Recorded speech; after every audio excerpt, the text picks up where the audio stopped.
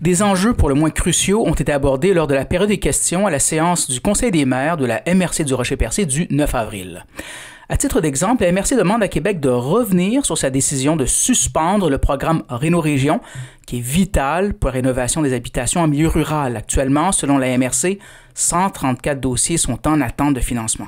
Par ailleurs, la fermeture définitive du point de service de Desjardins à Percé dès le 2 mai, le financement du chemin de fer jusqu'à Gaspé et la campagne électorale fédérale ont aussi fait l'objet d'échanges entre TVRP et le préfet Samuel Parisé. Voici l'essentiel de l'échange. Je reviens surtout sur un commentaire qu'a fait le maire de Chandler à la séance de cette semaine. Probablement la chose la plus logique que j'ai trouvée jusqu'à ce jour, c'est qu'il y a quelque chose de contradictoire au gouvernement du Québec. C'est-à-dire qu'on veut maintenir les gens à la maison, les personnes âgées à la maison le plus longtemps possible. Mais à contrario, on dit qu'on va couper sur maintenir les maisons en bonne et due forme. On fait quoi à partir de maintenant?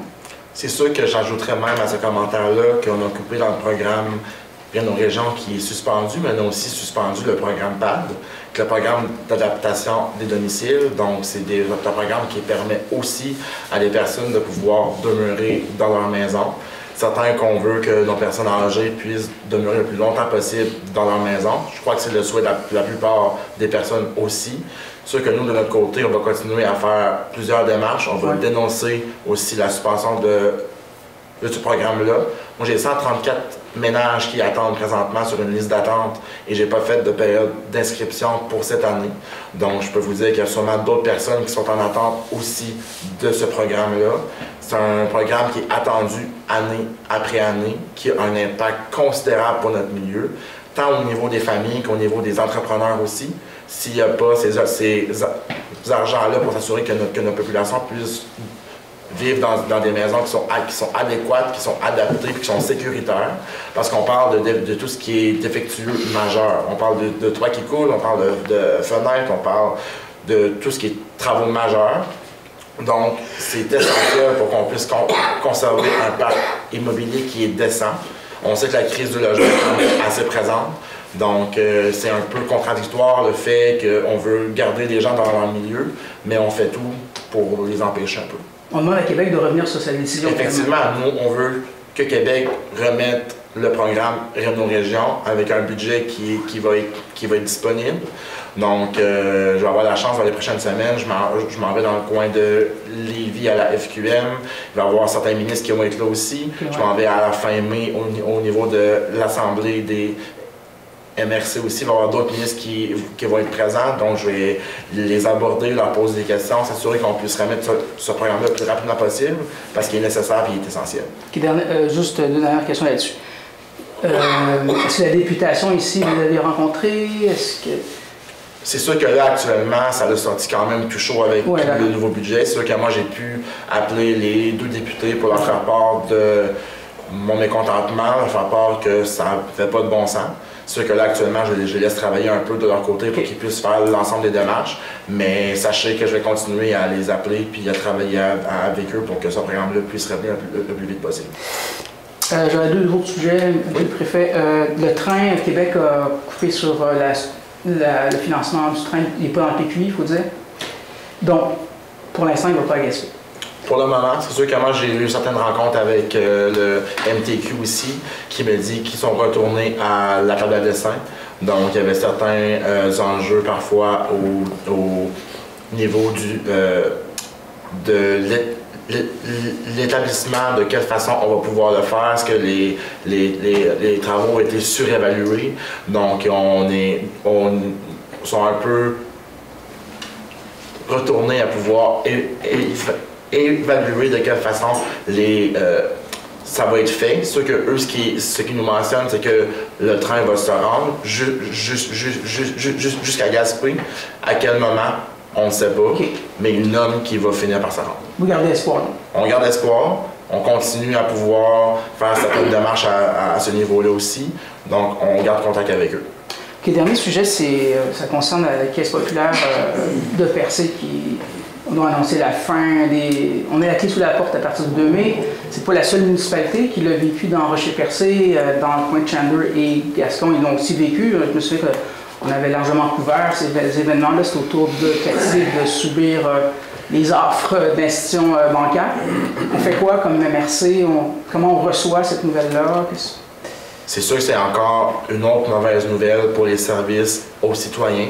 C'est sûr qu'on va continuer de pouvoir demander, nous, d'avoir accès à des services qui sont de proximité, qui sont accessibles pour tout le monde.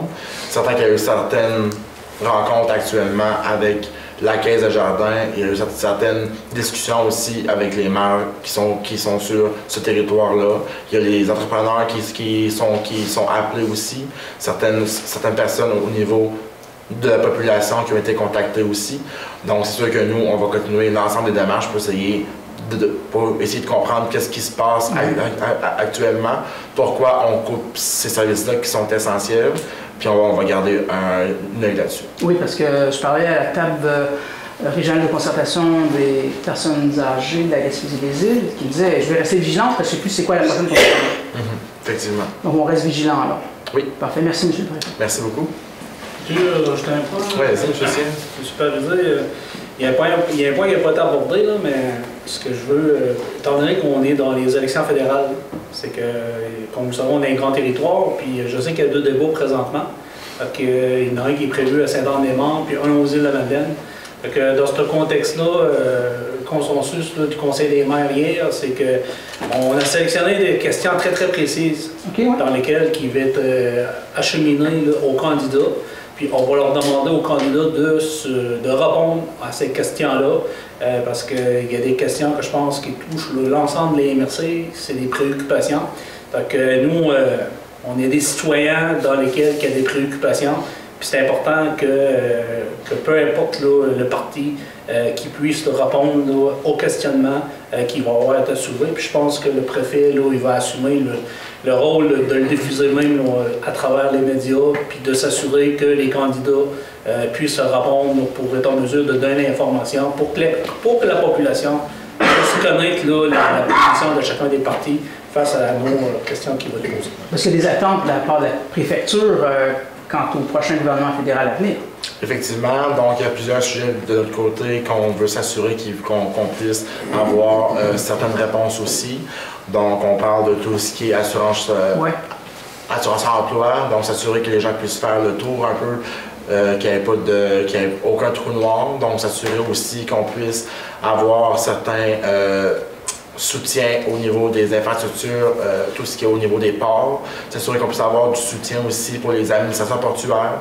Donc, la gestion des ports, on sait que c'est quelque chose quand même assez complexe et coûte quand même assez cher. Donc, on va demander certaines questions à ce niveau-là aussi.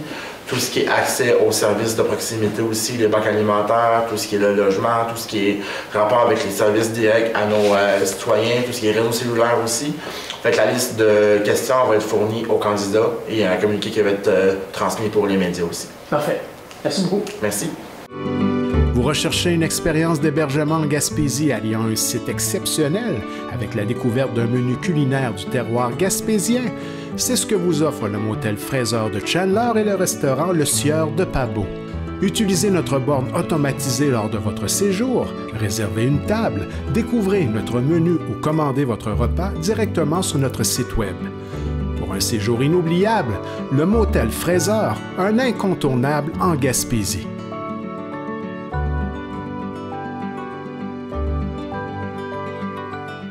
L'endroit idéal pour retrouver des cadeaux avec style et originalité, la bijouterie Dubé de Grande-Rivière. Découvrez notre collection exclusive, Pandora, qui évoque style et grand choix de configuration, et notre grand choix de montres et bijoux de grande marque qui saura satisfaire à tout coup l'être cher.